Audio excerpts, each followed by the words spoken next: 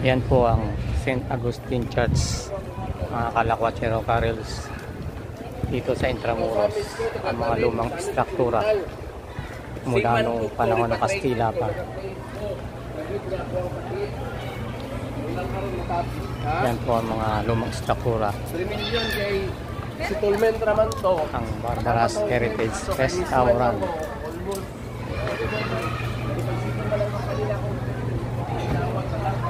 Ang bakery ng Balay Pandesal.